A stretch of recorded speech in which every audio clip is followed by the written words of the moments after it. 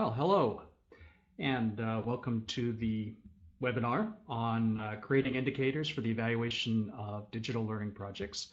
I see that we've got some participants here right now, and I think that there may be some additional ones joining us as we get moving here. I'm going to just cover a few logistical details as we're getting started here.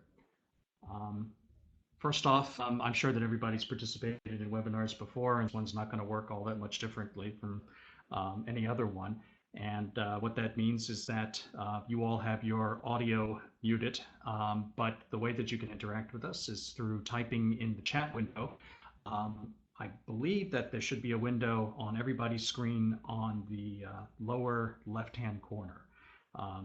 That's a conventional chat box that works for every webinar. And just be sure that when you type something in, you hit the send button, which should be right to the right of where you type things in. It's probably possible that you could rearrange the windows, but I think that at least by default, that's how they start out. So there'll be times periodically that we ask people to type things into chat, and we'll be reading them and comment and answer questions and all those kinds of things. This session today is going to be recorded, and you will all receive an email after the fact, which tells you where to go to be able to access that recording and additional materials. And actually, that email will really just remind you, because in fact, the URL that you go to is the URL that is in the bottom left corner of the screen that most of you should be seeing right now. And if somebody is not seeing output or video from our side, then that is video of a PowerPoint presentation. You could type into the chat window right now and we would find out that there's a problem. But I think everybody should be seeing a slide, and the URL that I was referring to is on the bottom left corner. There will be additional materials that are associated with this webinar, URLs and resources, samples, and those kinds of things. And those will be available on that URL at the bottom of your screen as well. And once again, we'll remind you of that.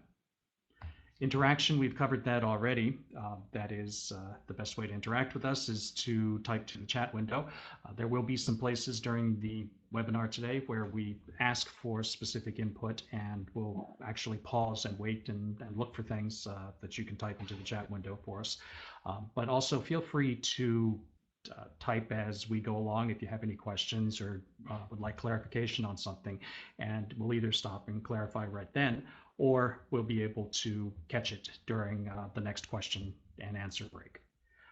The who the we are right now is, my name is Jeff Sun, and I've probably met some of you. I think that we have a large number of people from Massachusetts involved in this webinar today.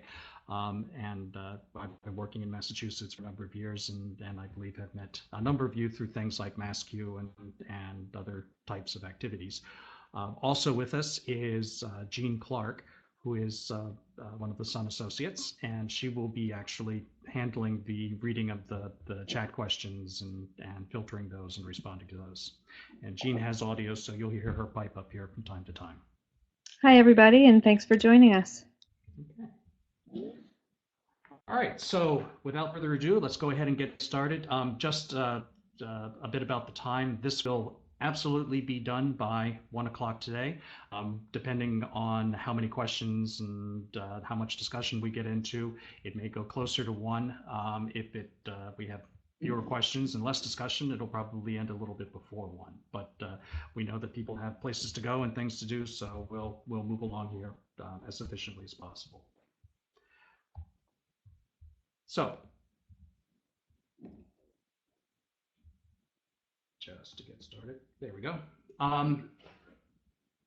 We want to contextualize what we're going to be talking about today, which is the development of indicators for digital learning projects as part of a 3-step evaluation process. And that's what this slide that you can see on your screen right now represents. Nothing too magical or complicated about this, but you can see indicators are listed in the first box on the left, and indicators lead to data collection, and that leads to analysis. And analysis is the actual product that comes from almost any kind of evaluation effort.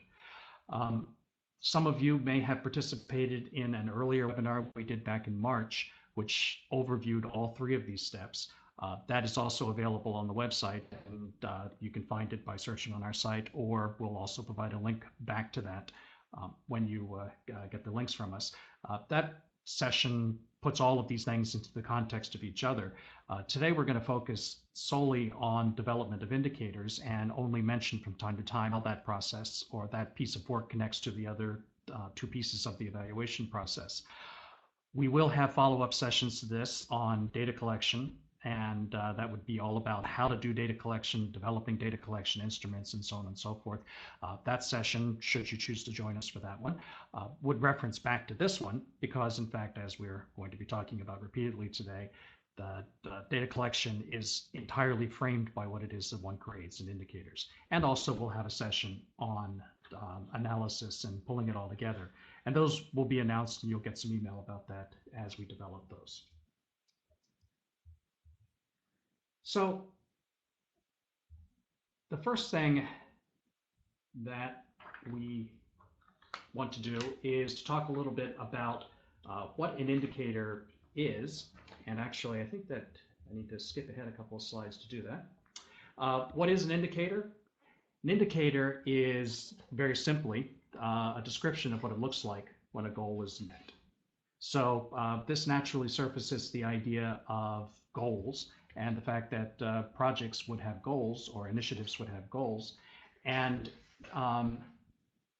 that's what these bullets here represent, that an initiative would have typically multiple goals. And we'll talk a little bit about what an initiative actually would look like here, and we're going to have a sample initiative that we'll discuss in a second. But a digital learning initiative is obviously going to have goals probably related to student learning and impact, but likewise there may be goals that relate to professional development. That is what it is that teachers need to learn how to do and be able to do in order to be able to implement the student intervention. And there will also, in most cases, likely be some goals about infrastructure and the network access, the devices, the software, the various policies that need to be put into place for your initiative to transpire or to be able to work. One of the things that we find is that all of these goals working together is what generally is responsible for the overall success of your initiative.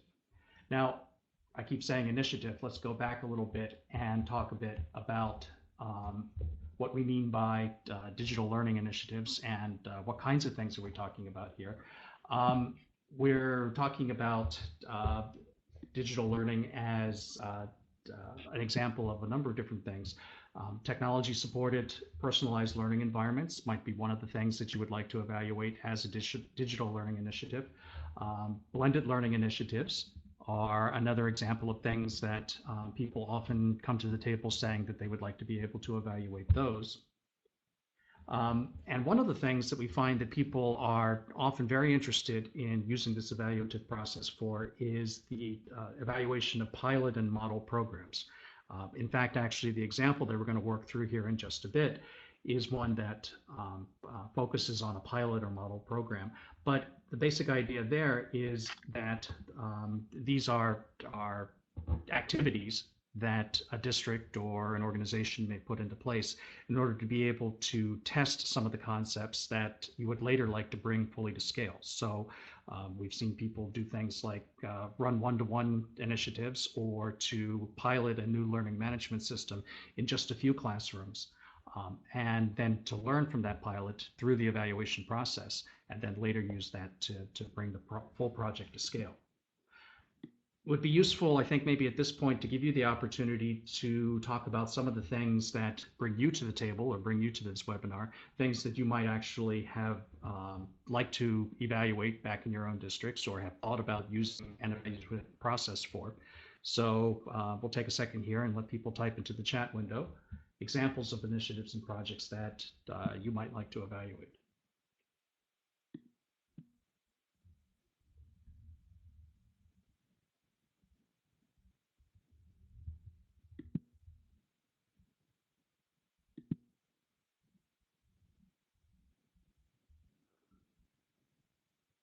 I can see that somebody is type up. Okay, so somebody said a Chromebook pilot across grade level, but that would be a perfect thing to develop indicators for and to evaluate in this way. Uh, uh, I find it often kind of amazing that a lot of times folks do roll out projects without having piloted. I think pilots are a tremendous way to be able to learn from doing something at a smaller scale. Of course, the key to being able to learn something from that is to actually put together an evaluation of the sort that we're talking about here. Okay. Anybody else want to give us an idea of things that they're working on?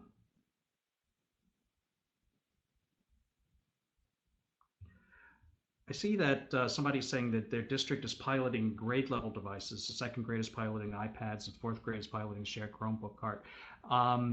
It'd be interesting to know, and you can type this in as we keep going here, as to whether you're doing that.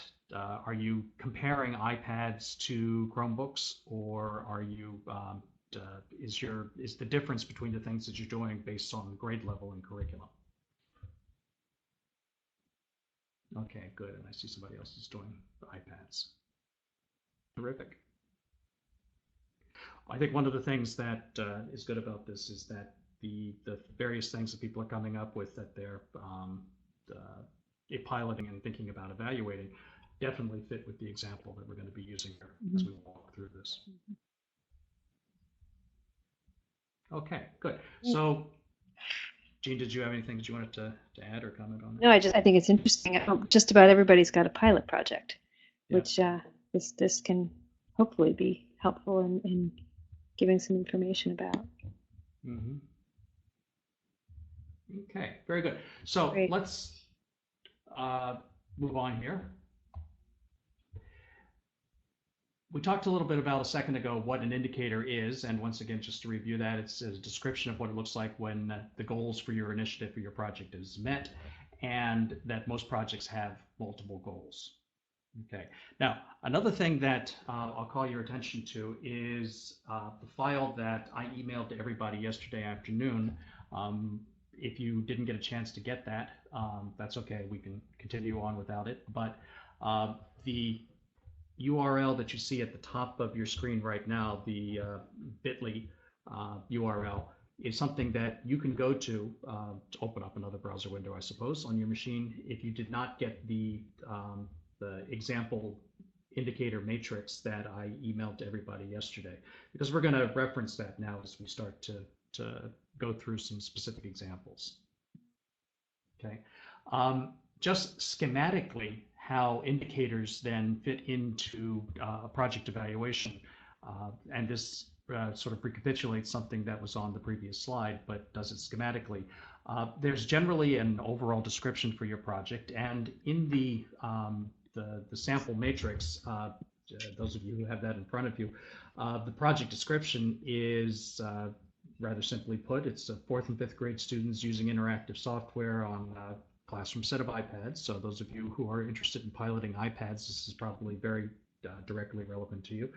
And they're using these iPads to perform a particular curriculum activity or learning activity based in a particular piece of software. So what this pilot is able to do is to narrow down the actual intervention that's being tested to something rather specific. That is the use of a particular piece of software that is about geometric shapes and unfolding shapes in this case, using it on iPads, and it is particularly targeted at a specific math standard, and that standard is listed on the example matrix.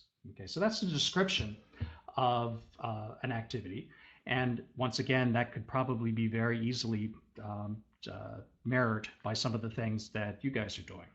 Okay, I see that many of you actually talked about in your comments of things that you wanted to evaluate, that you were actually interested in piloting Chromebooks or iPads or something like that. I would imagine, and this is sort of part of the discussion, and maybe one of the takeaways from this webinar is that, yes, piloting the actual piece of technology and the associated things with the technology, such as the network access and access to the devices and those kinds of things, is important. But in order to be able to truly evaluate or test the efficacy of these things, you'll probably also want to know what it is that people, that is the students and the teachers, are going to be doing with this technology. And that's part of developing the goals for the initiative. So in this case, in the sample, we have goals that relate to things that students would be doing, student outcomes. We have goals that relate to things that teachers need to know how to do, and the pedagogical approaches to the thing that's being piloted. And then, of course, infrastructure. Okay, so all of those things, all three sets of those goals, and as we'll say here a couple of times as we move through, you might have additional goals or things that would fit into additional categories. Like one of the things that Gina and I often see as we do these sorts of evaluations is that there are quite often policy goals. So there will be things that need to be done within the district, and this might be particularly the case with, say, a BYOD project, where district policy needs to be created or modified in some way in order to be able to support whatever it is that is being done with the being piloted or being done with the technology. And that could be its own category, that is policy goals, or it could be something that would fit within the infrastructure category. Once again, that's kind of up to you as you start to fit your particular piece of work into this model. But moving on from just goals, there are in fact actually then indicators that support each one of these goals. So that's what that last row of boxes is intended to represent there. Okay. So in the next slide, what I want to do is to take a more in-depth look at an indicator that relates to one of these goal areas. Once again, on the sample indicator matrix, the thing that you can get through going to that link at the top of the screen, or that I mailed you the other day, or that will also be posted on our website at the URL, you can see all of the goals and all of the indicators. But if we can move on here, let's just take a look at one of the goal categories. And in this case, it's the teacher skills and pedagogy category. Okay. And this is probably also a good place for me to mention that in those of you who are looking at the actual PDF document with the matrix, you're going to see that there's a column to the far right on the matrix that is labeled data to be collected. And remember I said just back a couple of slides that we're not going to talk about data collection in this particular webinar. And we're not, other than to say that the reason why there's a data collection column on the matrix is really actually to illustrate the point that data collection flows from your indicators. So if you develop your indicators first, then you're going to know what it is that you want to collect data on. And we just sort of make that statement as a piece of guidance in any of these evaluation efforts, which is, you don't start with data collection and then try to figure out, okay, well, we collected all this data, what does it mean? Rather, you know what it is that you're collecting data on because you've in fact developed your indicators, which is the thing that we're focusing on here today.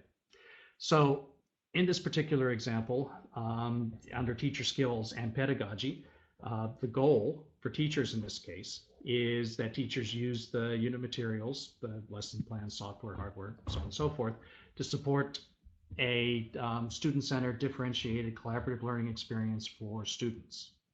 Okay, so you can sort of see, if you go back and look at the matrix itself, how the teacher goals are different than the student goals. The student goals are really about what the students are going to learn and take away from this. And in this particular case, in this particular example, what those goals are primarily things that are related to the content standard. But because of the design of this pilot initiative, and if we know that by going back to the project description, we know that it was the intent of the district or the technology coordinator or whoever who put together this initiative, that what they wanted to do is they wanted students to be able to achieve those goals within the context of a digital learning environment, and in this case, something that would probably be arguably called a blended learning environment. Okay, so use of the technology and how students were going to work together and so on and so forth. How students work together and how students actually perform this activity is in fact actually a aspect of pedagogy. And in this case, that's why we have this goal that represents pedagogy. Now, the indicator for meeting that goal, you can read it for yourself there on the screen, but it's about teachers facilitating the use of the particular piece of software on the hardware that has been provided and is being piloted in order to establish and conduct a highly differentiated student learning experience that meets this particular curriculum standard. So the primary takeaway that I want people to get from looking at this indicator as a sample is that the indicator is highly descriptive and is visual.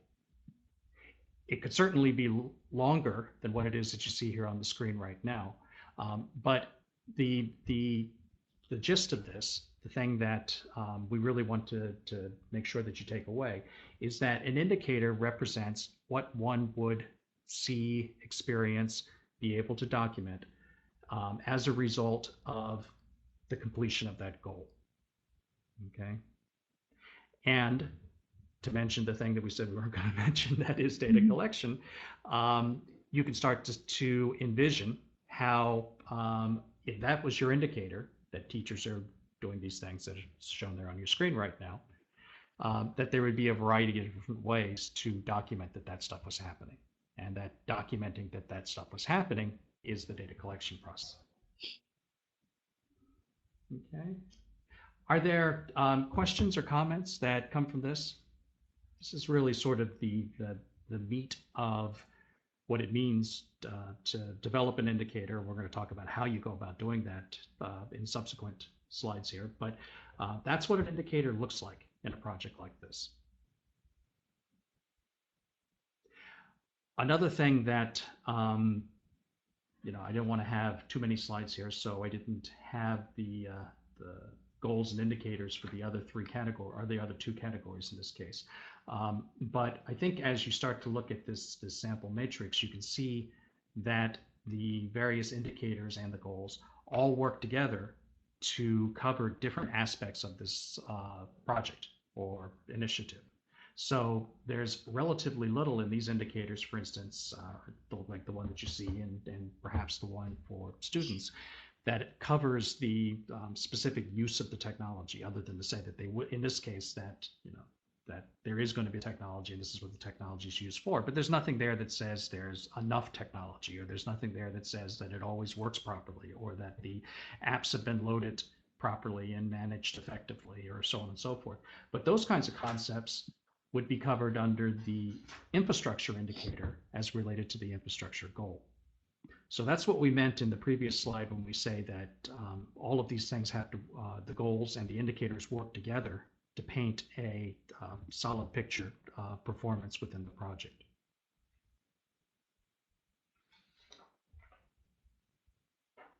Okay, so moving on, I think that it's a reasonable question then to ask, so now that you know what an indicator looks like and how it fits in with how and connects to the goals of the project, how do you determine what actually goes into one of those indicators? And then perhaps this is where many of you come to the process, because you've sort of already logically determined the idea that, well, we have goals and we have to have some indicators related to those goals, but how do we write an indicator? What's in an indicator? The first part of the process is to identify the project goals. This is a bit of a circular chicken and egg kind of process, and we've experienced this when Jean and I have done training for districts directly on doing this. working with people who have actual projects in front of them and are trying to figure out their goals and their indicators and eventually, to do evaluations for these things. And that is that through the development of indicators, you often surface the fact that you, in fact, actually need to have additional goals. So a very simple example of this is that you're doing a pilot initiative like the one that was in our example, and it may be very easy to focus on the fact that, well, okay, how would we, what's an indicator of students being able to meet this curriculum standard that relates to unfolding shapes and understanding how shapes relate to each other in the 4th and 5th grade geometry curriculum. Well, we in fact actually give kids an end of unit test on that, and that's how we actually know. Well, that's fine, but what about the use of the technology? How does the technology come into play here? What about all the things that we wanted to have happen related to changes in pedagogy? Were there any goals related to that? Well, no, there weren't, but now there also now perhaps need to be professional development goals. So often through the discussion of what constitutes success for a project, you start to develop additional thoughts and additional insight into the full range of goals for a project. And it works the other direction too. A lot of times people come to the table primarily thinking about the hardware and software, but when they really start to get into, okay, so how do we know that this project has been successful?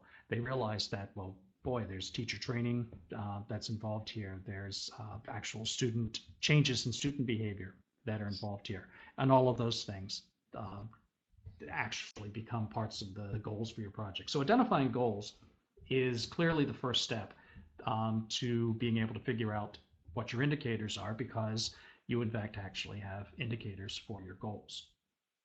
And then there's the process of writing the indicators. And there's two things that we find that people need to consider when creating their indicators. And we're going to have follow-up slides here that break these down. But those two things are best practice and standards. So what do we mean by that?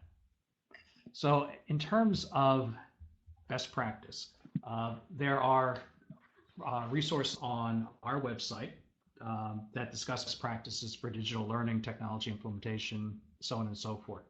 And what that's basically saying is that if you go to our site, and there's plenty of places elsewhere in addition to our site to do this, you start to find discussion of, okay, well, this is what the best practice is for using iPad cards, or for using Chromebooks, or this is what you're supposed to be doing with smartboards, or whatever the material is you're talking about, or open education resources, so on and so forth. Another thing that we find to be very helpful in guiding people towards what best practice literally looks like, and this is a nice connection because it goes back to this notion of indicators being highly visual, is the world of videos. I'm sure that all of you know about Edutopia. If you browse through Edutopia and just search on simple terms like math and blended learning, you start to find all sorts of examples, video examples of blended learning being used in classrooms across the country to support math instruction or whatever curriculum area that you happen to plug in there. In addition to Edutopia, there's plenty of other things too. The iTunes University I've used often. I found that to be another good resource. And one of the big ones that we hear more and more people talking about, and in a way that this webinar represents an opportunity to do that to some extent, which is to connect with other districts and to find out what other people are doing around the same issues. And I don't mean the same issues around evaluating, but the same issues around implementing blended learning or digital learning environments. MassQ, for those of you who are here in Massachusetts, offers MassQ Learning Tours. I think they've just started that, and that really is a really neat way to gather together a group of peers and to go out and visit other districts and to start to get an answer to that question that we're asked all the time, which is, where is there a place that's doing X really well? Okay, well, that's what the point of these learning tours is, to showcase places that have a successful or at least one that they want to share take on how to implement various types of technology and learning environments. ISTE is doing similar, and I believe that ISTE is starting to do virtual learning tours. I'll probably hear more about that at the ISTE conference this year, but similar concept. So those are all ways to start to get a handle on best practice. And of course, there's the classic Google search and research and so on and so forth. But we also want to, sort of provide people an opportunity to, how to get started. And that's where some of the things are on our website. Also, and this gets down to a very specific level around indicators, we do have sample indicators on our website, and you'll be pointed to those for digital learning projects. So, for example, things like the sample matrix that we just looked at would be one of those, but we have additional indicators as well. And Jeff, if I could just jump in, one of the things that we're sort of referencing here without saying directly is that the process of creating indicators is typically something of a group process. And when we work with teams who are doing this, using these Edutopia videos or the learning tour through MassQ is a way that helps teams get to the same page with their vision about what a project is shooting for. And we're going to talk a little bit more about the collaborative nature of indicator creation in a little bit. But just to reference back to this, when we get there, it's just thinking about how to get everybody to sort of be understanding the project in the same way and understanding all the different facets that go into making it successful. Yeah, that's a terrific point. And we use videos for that all the time. One of the places frequently that we use videos is in indicator development, but also in visioning. And it really is a terrific way to kind of engage everybody in a discussion of what do we mean by success? What are we trying to accomplish here? And if they can literally see it, that's a great thing. I see one of the people in comment or in chat has noted that social media is a great way to connect with others.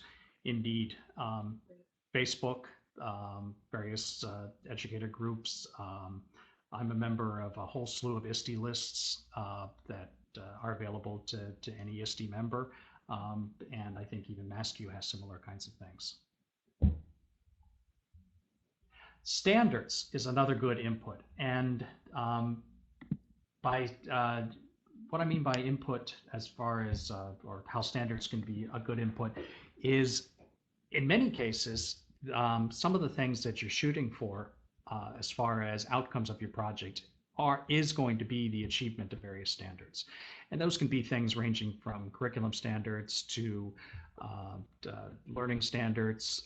Some people are focused on and thinking about the ISTE standards. We often use those as a good place to start. And those of you who haven't taken a look recently at ISTE standards should know, and those of you who have taken a look at them do know, that they're moving farther and farther away from the very simple how to do something with technology and are really converging on the same kind of thinking standards and higher order thinking skills that so many other academic standards are also converging on, ranging from the Common Core to state frameworks to concepts of what we mean by STEM to the 4 C's to so on and so forth. And all those things are starting to really come together to be about how it is that students learn how to think and learn how to learn, more so than specifically, in a lot of cases, what it is that they do learn. But regardless, standards such as ISTE,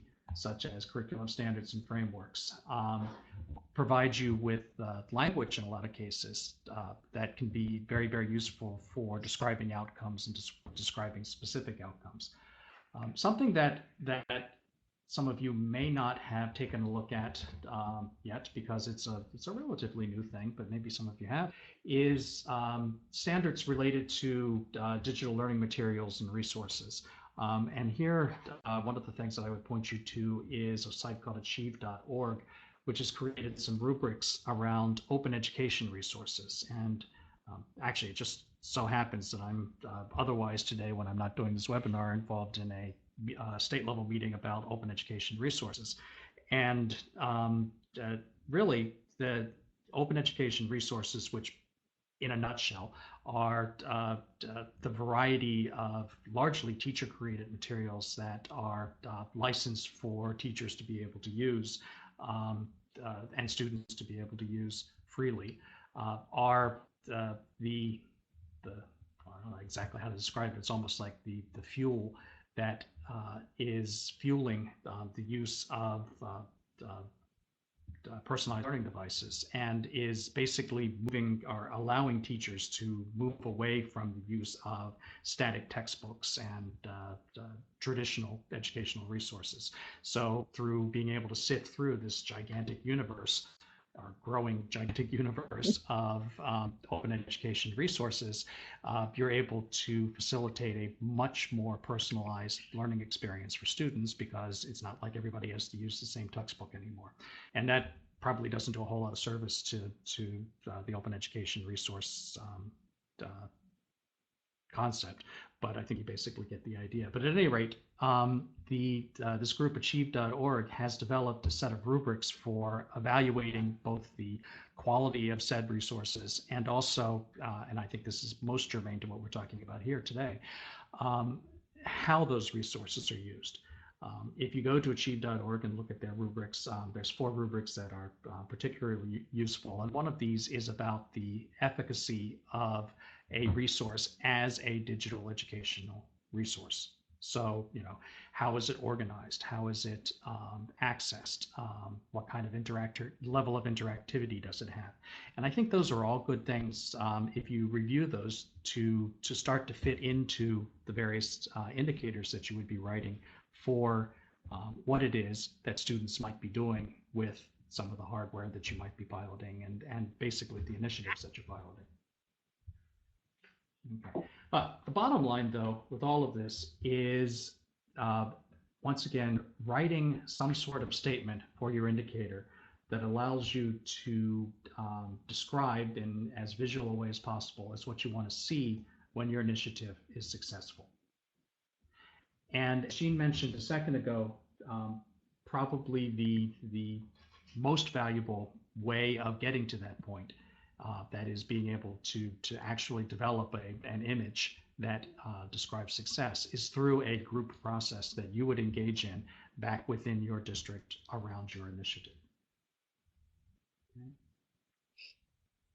Okay. Just a few words about the language of indicators.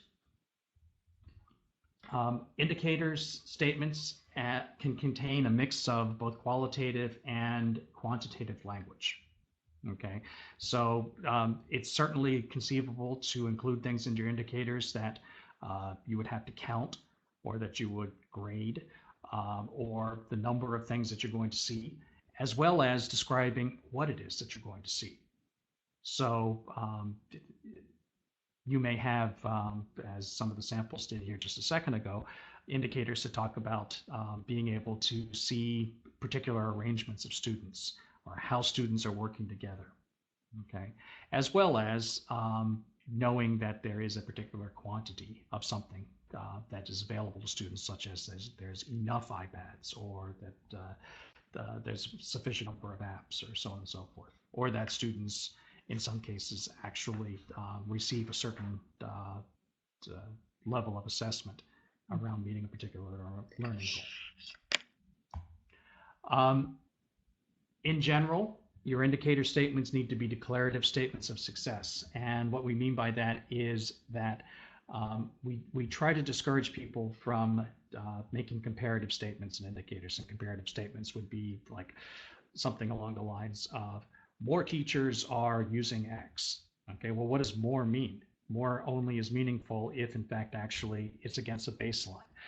And some projects are such that you actually are going to be doing your data collection and your evaluation over a long enough period of time such that you could collect a baseline level of data and then be able to collect data again. And in fact, then you would actually be able to say, well, more people are doing this. How many more people are doing this? And what degree is this happening in terms of increase? But in many of the smaller initiatives, and it looks like for a lot of the ones that you guys are describing here, you probably would not actually have baseline data. So it's better to simply say, this is what is happening, and state that in your indicator.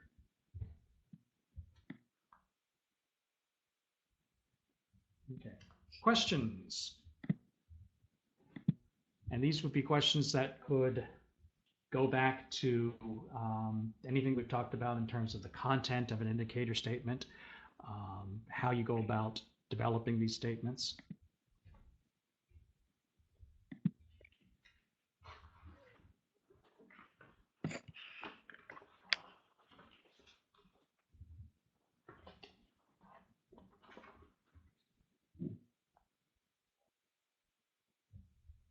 Okay. Thought we had a question coming in, but it's okay. We'll have more time for questions as we move along here. And this gets back to the question of process for what's the best process for engaging in this work. As we've said now here several times, the indicator development work is something that's best done collaboratively. We feel that evaluation is something that is a collaborative process overall. We think that it's important for you to work with your stakeholders and the participants in your project to help develop the indicator statements.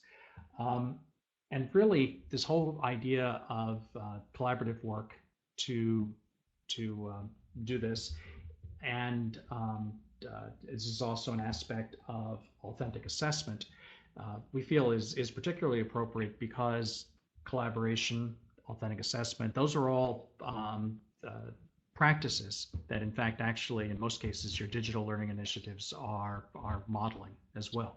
So if your evaluation work models the same processes and the same kinds of attitudes and dispositions that your actual project has, then that seems to be a very nice and compatible process. Once again, with the notion of authentic assessment, we don't take an approach and wouldn't suggest an approach where any kind of evaluation is a super secret developed test where nobody knows what it is that they're being assessed on, but rather somebody just sort of comes in and measures and then walks out and says and casts an opinion on something. We feel that it's much more effective if, in fact, actually the teachers, for instance, in your pilot initiatives, know what it is that the objectives and the goal for the project and know what it is that constitutes success. And then you as the evaluator or the team of people that you're working with who are doing this evaluation can come in and perform the assessment, and you can all discuss the results.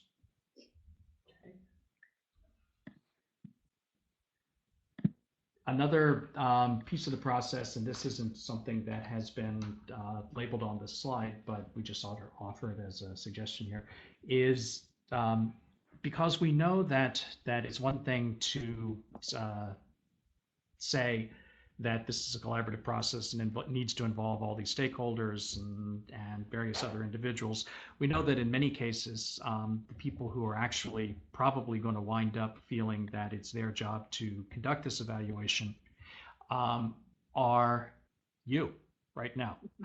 And that you may not feel that you've got a lot of resources and other people to engage and involve in this task. And I could go on for hours about the value of engaging other people, and you probably buy that as a pretty good idea, but the reality of the situation is that time is limited and perhaps nobody has been tasked with evaluating your pilot project, and much of your time and other people's time is spent actually implementing the project. So are there ways to be more efficient with the time?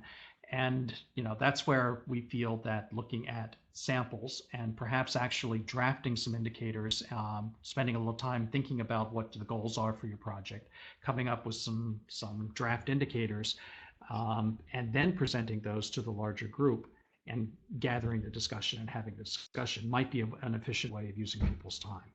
So, and that's really the difference between starting, bringing a group of people together around a blank piece of paper versus bringing a group of people together around something that's already been given a little bit of shape so that then they have something to comment on and start working forward from.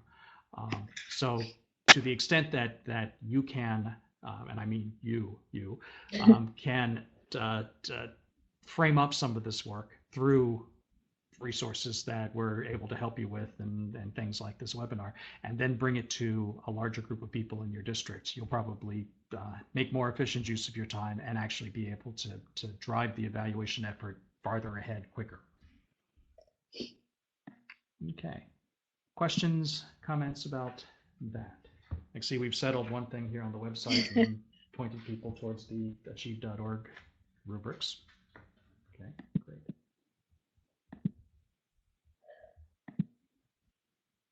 All right, so moving on, just to recap,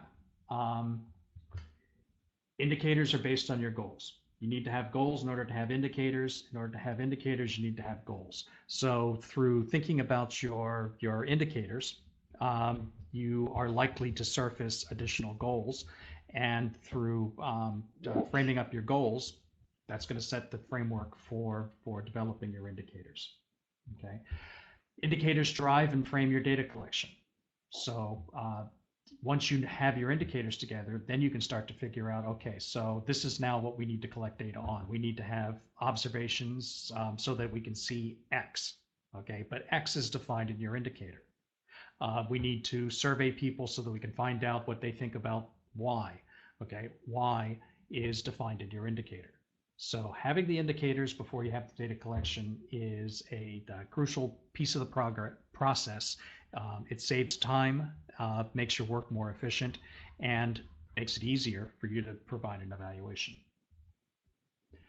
And this is what we just said. Through the development of the indicators, you can also perhaps get additional insight into the full range of goals for the project. And I've given this as an example a couple of times, but we often see people come to evaluation thinking that for a digital learning initiative, really what they want to take a look at is hardware and software and technical issues. But once they start to figure out how they're going to go about evaluating their work, they realize that, well, boy, we can't just be doing this in absence of this evaluation, in absence of knowing what it is that people are literally going to be trying to do teaching-wise, learning-wise with this technology. And once you start to put that together, then of course you're in fact actually coming up with student learning outcomes and student goals and teacher goals. So it's engaging with this process is a good way to really flesh out your projects in a lot of cases. And of course, the last piece of this is that the indicators need to be descriptive and measurable. And measurable can take a number of different forms, but if you can't actually document that the indicator has been met, then it's not much of an indicator. And that's not necessarily entirely a burden that's placed on data collection, but in fact, it's initially a burden that's placed on the indicator. The indicator needs to be descriptive of what it is that you want to accomplish.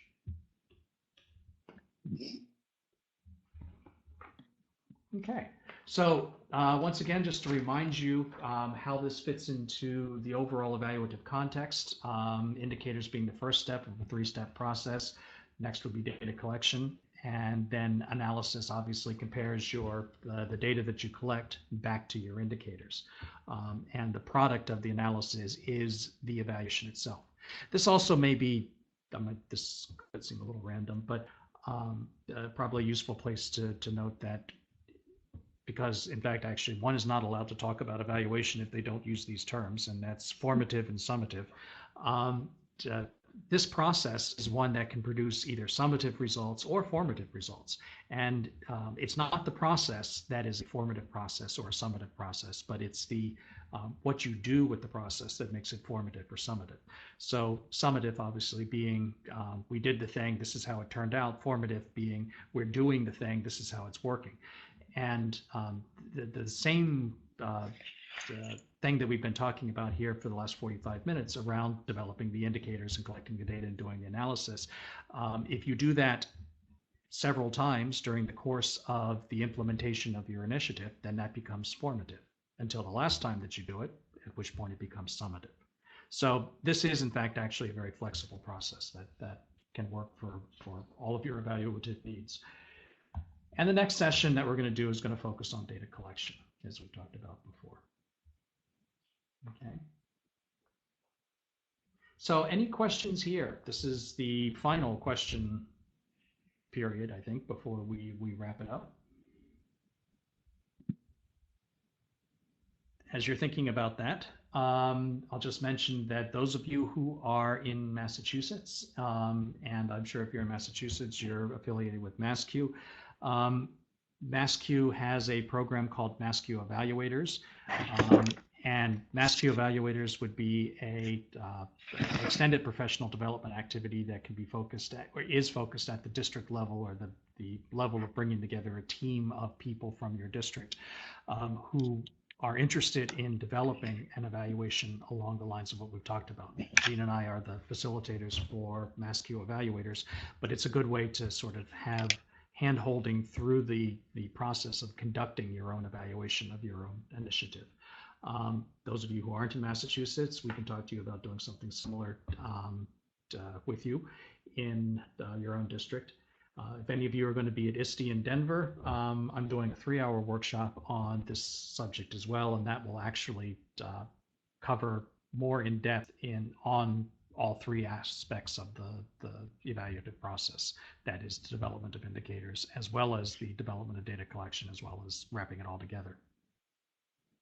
Okay. See one comment here that somebody's saying that this has been a lot to consider, and it's a good framework, and we know that. I guess, it's not my intention to talk for 50 minutes and then apologize for it, but I think that Jean and I are constantly sensitive to the fact that this is something that we do day in and day out, and this is what we focus on in terms of our work. I also am very, very aware of the fact that this is not something that is the sole focus of almost anybody that we're speaking to right now. It's not the sole focus of their work, so you've got to find a way to fit doing this kind of stuff into everything else that you're doing. And that's one of the problems with evaluation, is that evaluation often becomes the thing that, well, we'd love to do it if we had the opportunity to do it, but we just, we're just so busy between the planning of doing these things and the implementing of these things that, the starting of something else, that we never have time to actually go back and evaluate.